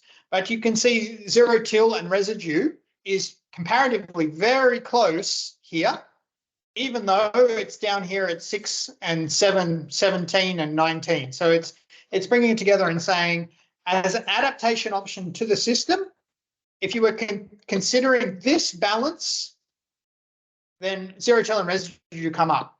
Now, if we were to change this back to just looking at the economics, we do see some of the numbers change, but it didn't actually change on there. So let's see what happens if we, so you could see some differences there when we looked at readiness. So if we were really concerned with something that was going to be absolutely ready now, we can see that some of these lower options come in. The other things that we see are, okay, we've got a ranking, but we've also got to consider these things. Adoptability, co-benefit, inclusion, its current status, the research status, the enabling, the timing. So, for instance, further research was required on this wheat variety. So even though it got an okay score, if we were to move ahead with this, we need to consider some further research is required. Or in this early planting, that would be early planting of wheat, there's actually two concerns: substantial support needed and high extension requirements. It's probably, if we were to go back to that and find that back here, what we would find here is that there were elements here that didn't support that would be the case. So essentially, we talked last week, and I think once I asked, what does the output look like here? We get an economic assessment, pure economic assessment, and then we get, what if we consider more than the economics? So I'd encourage you as a workshop, so there'll be some numbers in here to start, but then say, okay, if we were to prioritize it being ready right now, does that change our options? So if we take a long-term approach and say that that's not important to us, what comes up the list? So yeah, the point here is that your workshop will have a discussion, we'll have a play with the numbers and then settle on a final set of numbers. And then you would go through it. And again, like I said, in particular things, we say, if we were to look at this as an adaptation option, what are the things that we're going to need to do to ensure success? The other thing we'll see is that where it's got more than one concern, you'll get a darker red box and 2 asterisks as well. So the output will look different depending on the input that you put in. But the core idea here is we've got an economic assessment, and we've got not just economics, but a whole of a more holistic assessment that comes out where you'll get this list and a list of things that you'll need to consider if you want success to occur. Questions? Whether the co-benefits, other all parameters are considered in weighting prioritization? No, so co-benefits is specifically looking at sustainability and mitigation. So this is not part of weighting criteria. Say it again. And future context also not included in the weighting. So they're not. They are included in the weighting. What I can do is in the definitions list, I'll put the factors that are included in these. So it's aggregated up. So in the definitions list, on the back page of the definitions list, I will put what belongs in each category, so that's clear for you when you're facilitating that discussion. Yes, based on that, the definitions only people will understand and give properly weighting can be given properly. Yeah. But again, I would encourage you, there's a discussion, but it's also, okay, let's just change the numbers and see. If we take a short-term view or a long-term view, does everything change? So you show a few different things. If we care more about social inclusivity? How does that change? And then have a discussion, okay, what are our final numbers? And then this is our final output. Samar. Actually, I have two questions. First, thank you very much for this very good presentation for every single detail in the tool. But my question about, do you think in the workshop it will be more useful to start with showing them a demo for the final results, and after that to just give them the implication or the impression about what they should have by the end of the day, and after that go through the rest of the details of the tool? This is the first question. It's certainly possible that we can share example output, but I would share it from a case study that has no relationship to your location. So maybe I make one for Australia, for instance, and that would be shown in advance because we don't want to bias exactly how it is. But there would be no issue with, we can make a little introductory PowerPoint set slides and have, this is what our output will look like at the end. This is what we get. This is where we're heading. There's no problem. We can do that for sure. Okay. My second question about the tool itself. I see that all the adaptation options here are based on the context of the change or the impact in the crop yield. Actually, in the arid regions, we have another context of developing adaptation, which is based on the balance between the crop yield and the other resources, production resources like water and energy. So for this reason, we usually prefer to use terms like using crop productivity as an indication of the impact of climate change, or as an indication of the effect of the adaptation option on the crop production. So it can be one of the points that the people can highlight during discussion. Why don't you, for example, considering the change in the water or the impact of the consumption of water of the crops or the energy consumption of the crops?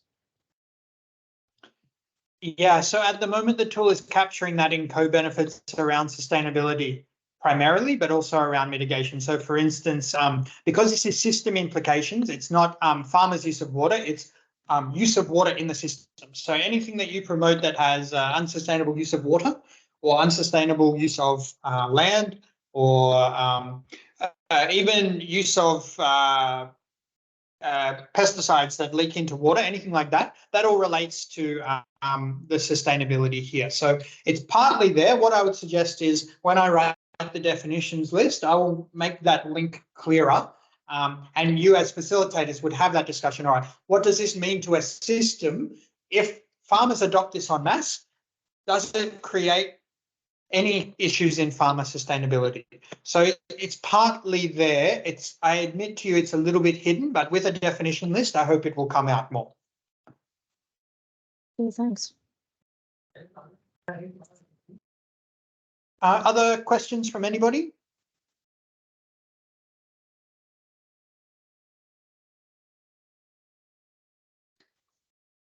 Okay, I'm just looking at the time when we're going as well. So there's a few things that I want to talk about before we finish up. Let me see what happens if I do this. Hang on. Okay, yes. Sorry, these are just my notes, so they don't look good or anything, and I would ordinarily never share a screen with so much text, but just some talking points about where we're going. So we've done the first two.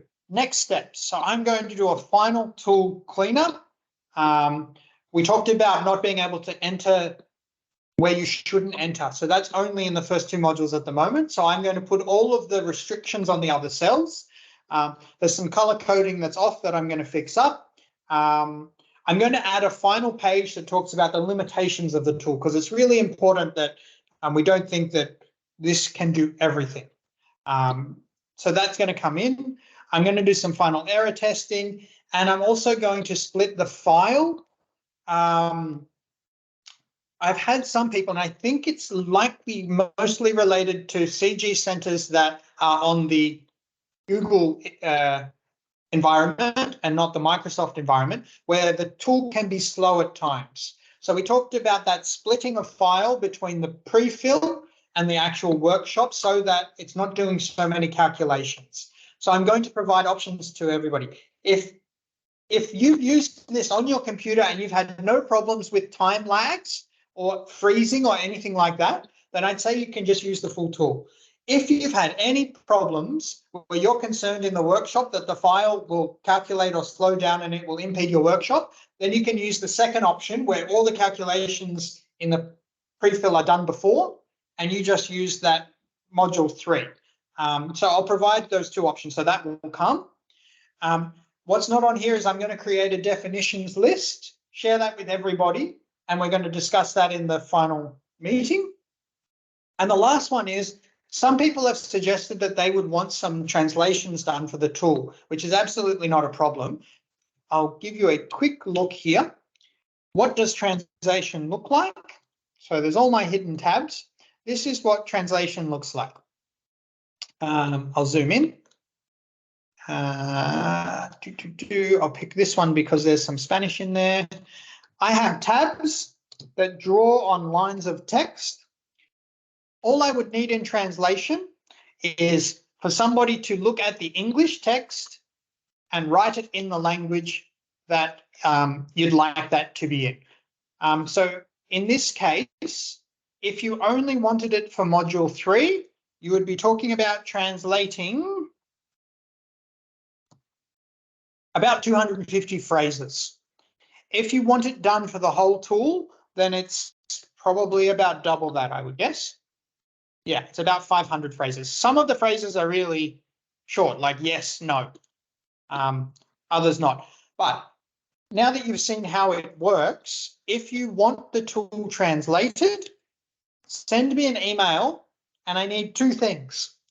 I need, do you want the whole tool translated, or do you only want module 3 as the workshop element translated? And who are you nominating to do the translation? Those are the 2 things that I need in an email. And I will directly liaise with whoever's going to do the translation on how they will do that. Sooner rather than later is good there. So if you know that, I think if you want it in Arabic, if you want it in French, if you want it in Khmer, if you want it in another language, send me those 2 pieces of information. Who's going to translate, and is it just module 3 or is it the whole tool? Some other things. There's also a sustainable intensification tool based on the same logic. I'm finishing that off now that we've completed this training. I don't think I will hold additional training for that. I'll probably just make some videos. If you're asked to facilitate that workshop, then you'd need to look at that, those videos. If we come to a point where that's being scaled out and I need to do a training, then we'll do that as well. A reminder that we don't meet next Wednesday, but we meet the Wednesday after. Please do everything you can to make it, because that's when we can bring up all the issues that we still have. We're also having the regional leads and some data support. So particularly for those in Africa, it really makes sense to show up, because they're going to help you pre-populate modules 1 and module 2 from climate atlases and other things. So do your best to show up, and we'll discuss all of the logistics of your workshops as well. And hopefully your regional leads will be there for that discussion. Certificates of completion, I'm happy to provide people making it to the end if you'd like a certificate of completion. However, only one person has successfully completed now, and that's Vijay, because he sent through, he's worked all the way to the end of module 3. So that's my completion there. So please work your way through, not just for the certificate, but for the fact that you're familiar with how the tool works and you've found the bugs. Because as we've seen, as people are testing, there's little bugs there. It's very hard to code this and not make any mistakes in coding. So please go through and find the bugs. And 2 special mentions are Samara and Rika, who are very close to finishing but got stuck by bugs. but also have been providing really good feedback on finding bugs as well. So part of that will then communicate back to regional leads. We'll say that we're ready for the workshop. If you're not part of the WhatsApp group, please join, because when bugs are found, I will be communicating primarily through WhatsApp saying, this is an error that is known, it is being fixed, it is fixed. Here is a little video of how you fix this. The worst thing that can happen is you're in a workshop, something goes wrong and you don't know what to do. So we want to try and fix everything now, but we also want to have the ability to fix things if they go wrong with these little 90-second clips that say, this is how you fix a particular problem that you're having. And the final thing is that I will put in the chat a little evaluation form. Now, part of this evaluation, let me just get the link into the chat. So that link is there. It's a very short evaluation form. Part of this is assessing the training. If you didn't like it, say so. You won't hurt my feelings. It's been very hard to deliver online, but it's also incredibly hard to pull everybody together in a location and give physical training. So this was the balance of there. But more important than telling me if the training was good or not is these questions on if you feel ready and what do you need to feel ready to deliver your workshops. So most of you are facilitators that are going to be asked to go and have 30 people in a room and you facilitate a discussion around the tool with them. So what is it that you still need? Is it topics? Is it a particular module? Is it things like we talked about today? Okay, we've said we need a definitions list. What are the other things that you need? Maybe you're sitting there in the training, too shy to raise your hand and say, I need this to successfully implement. So it'd be really great if everybody can fill that in, and we can work out what are the things that you as facilitators still need in order to be confident to start these workshops, remembering that some of you will be asked to do this in 3 weeks as well, so that the clock is ticking. But if everybody could please fill that out, because I will use that to also, I will keep your name anonymous where you want it to be anonymous, but talk to your regional leads about support that you need. So it might be, I've identified that I am the technical facilitator and I need 3 process facilitators to run this, and you've only assigned me 1, or things like that. Whatever it is that you need to feel confident to move forward and implement these, please put that in that evaluation form, and I'll do my best to work through that. Yes, Munza.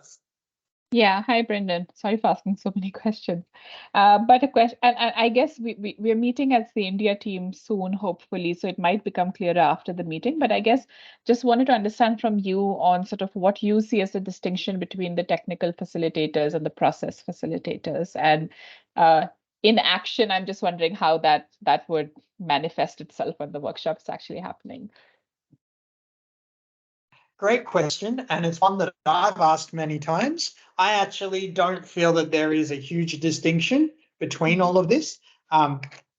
What if I understand from others, it's that the process facilitator is meant to ensure that everybody's showing up to the meeting, and they're meant to be the point person with core responsibility for delivery of the workshop, whereas the technical facilitators are there to ensure that the different tables are working, that there's clarifications and anything.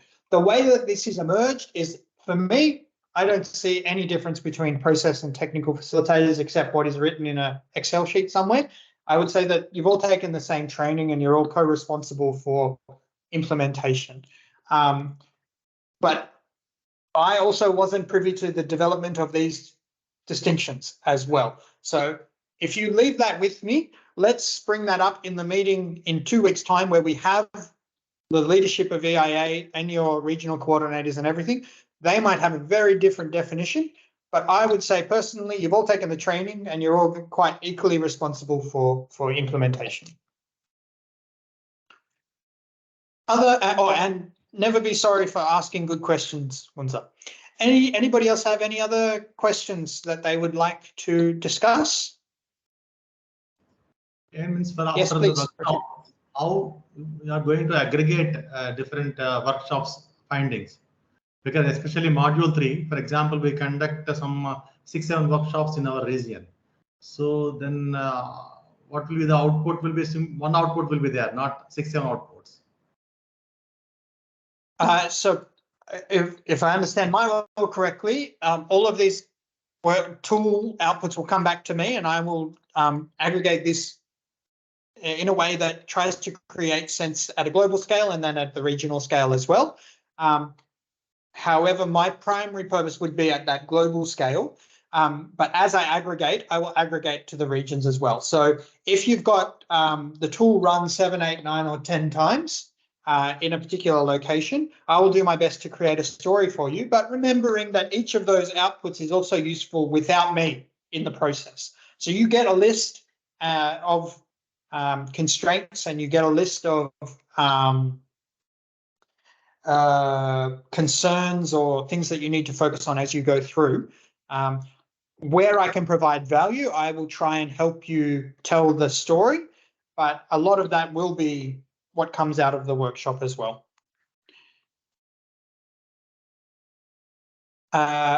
Rashid? No, it was the same question. I think you answered it. Also, Okay. based on your experience, should we keep the same stakeholders that start in the first workshop until the last workshop, or we can also adjust and adapt? Because I think there is some workshop where we need more decision makers than others. I don't know if you get my point or not.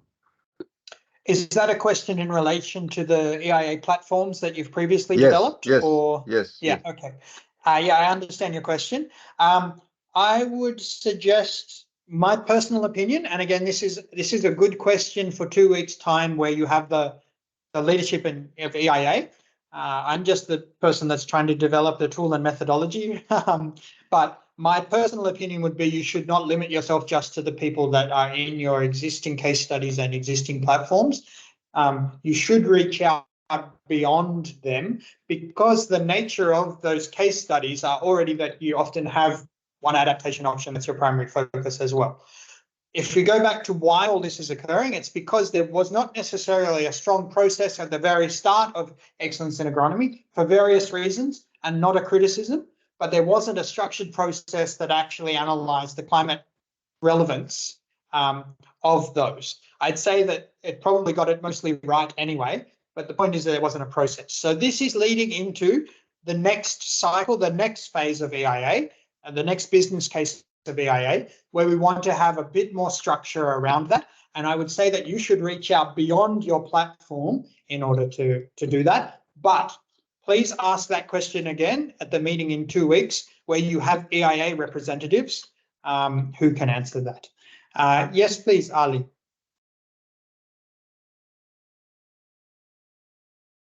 And if you're going, Ali, yeah. there you are. Yeah, can you Yes, hear me now? please go Yeah, ahead. thank you very much, Brandon, Yes, for your good presentation. I just wanted to know from your experience about the tool, the workshop duration, how many days can be take? For instance, can it be 2 days or maximum 3 days? Thanks. it's designed to be done in one full day. This comes back to the conversation that we had before around if you're going to redo, or if you're going to show all of module 2 before you start module 3, it becomes a very long day. But you should be able to get this done in one full day. If you start by 10 a.m., you'll finish by 4:30. If you think about the timing, if you've got, say, 8 adaptation options that you're analyzing, and each of those 8 would take half an hour to do, roughly, there's 4 hours just analyzing those. Put in lunch is 5 hours, put in morning and afternoon tea is 6 hours, put in an hour at the start for your short and long list, that's 7 hours. So just as an absolute ballpark, including lunch breaks, etc., you would need 7 hours, which is 10 till 5 or 9:30 to 4:30. But it is tight. It also depends on how you want to run it. If you've got people traveling from distances, you might start at midday on one day and go to the end of the other, but it is designed to be delivered in one day. Great, thank you so much. Brendan, one more question. You are telling that if big number of people or participants are more, better to divide it into subgroups. So even in a workshop, there are, let us say, from 4 subgroups are there. So you are telling that, for example, 3.1 after completing 3.1 for 3.2, again you can mix up all the people. 4 groups can mix up, and we would bring some consensus inputs for the tool. So is that right? Another separate outputs are not required from each subgroup? Each subgroup will have their own Excel file with their own output, and then they'll be sent to me, and I will try and see if there is a cohesive narrative that can be told back, but that will not happen at workshop time. That will happen a week or 2 weeks after the actual workshop time. But each of the subgroups, each of the tables will have their own laptop with their own tool open, but you can stop during, particularly in the long list and short list, and have groups present to each other. But once you would start on the 3.3, you wouldn't necessarily have that. You still have your lunch break and your afternoon tea and everything like that. But yeah, you would have each group with their own laptop and tool open. So separate outputs will be there for each group, each subgroup. Yeah. And So exactly, you might want half an hour at the end for each group to talk about their results as well. So from 3.3 sheet, again, combined. No, each group would fill 3.3 through 3.10 separate. So if you have 4 subgroups, you will have 4 laptops with 4 tools open, and at the end you will have 4 sets of results. You don't merge them in workshop. You don't merge those 4 groups. After it, say 2 weeks after, you'll get a report back from me that tries to synergize the 4 groups. My report might say, absolutely 4 groups got completely 4 different things, which means that there is not a consensus on the priorities, or it might be that 2 or 3 of the options came through in each of the groups, so there's the consensus there or whatnot. But that won't happen during the workshop, that will happen after. Okay, fine. I'm also aware that we are very much on the cusp of the 2 hours, and no meeting online should ever go for more than 2 hours. I understand if people need to leave. If you're going to leave, please do fill that evaluation form. I will also email that to you, but not just to evaluate me, but to make sure that I can get you the support that you need to implement your workshops. If you need to go, I understand that's been 2 hours. Thanks for attending. If you have more questions, I'll stay on. Thank you.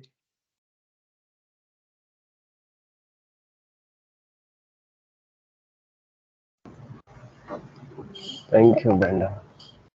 Thank you, Brandon. It was very informative and interesting workshop. Thank you a lot. Thank you. Thank you. Thanks, Brendan. Bye-bye. Right, thank you, Bernard. Thank you. Bernard, I will share my file right now with you to see, because I couldn't move from 3.1. I don't know exactly what is the problem, so you can check for me. Sure. You just email it to me or send it to me, and I'll have a look at it. Yeah. 30th, okay, thank you so much. Bye. On 30th, one more workshop is there. Sorry, Raju? 30th August, you're mentioning, no? Oh, yeah, sorry. Let me check. It's 2 Wednesdays. 30th, yes. 30th August. Okay. Same time. Thanks. Sorry, may I have a quick question about the potential improvement. So for the potential improvement, is I would multiply it with the expected yield loss, or it would be the amount of expected yield loss reduced? Yeah, I will redo that column W and make it clear as to what we're doing. So I've seen you typed your response there as well. Sorry, I didn't discuss it. I will update that and come back to you with a much improved version. Thanks for your suggestion. Thank you. Any more questions, or I'll close the group? Excellent. All right. Thank you, everybody. Oh, yes, Gizachu. I was thinking we are supposed to submit one final document for you, and you are lastly saying we are going to submit for you a group. So our role is going to facilitate between the groups. It means that? So there's a few elements. There is the scientific side of this, which is the global study, and there is the what this means for you in your location. So you as facilitators will also need to, because you're in the workshop, you will have a much better understanding than me about what happened in that workshop. So I assume that you will still need to do your own EIA reporting.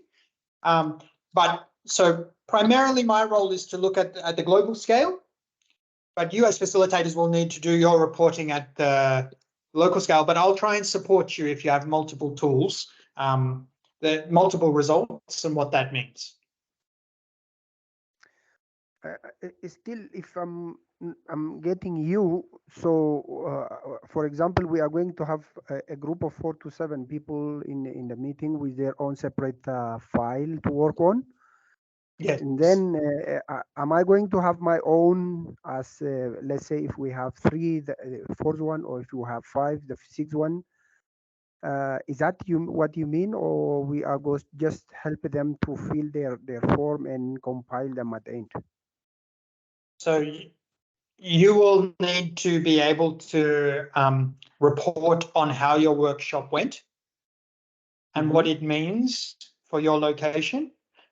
But I will also receive the files and create a report on, 6 or say 6 files come to me. I will look at all 6 and put together the story that I see only from what I receive. So you have the actual experience of being in the workshop. So you still have to report on that. I will try and aggregate what comes to me to tell a story as well. But maybe ask this question in the meeting on the 30th as well, because that's when you will have the EIA leadership and they will have a clearer picture on what it means. And your regional, I assume Testify will be back for that meeting as well. Okay. Thank you. Perfect. Thank you very All right. much for your time. Thank Bye-bye. you, everybody. Okay, I'll close this now. Bye-bye.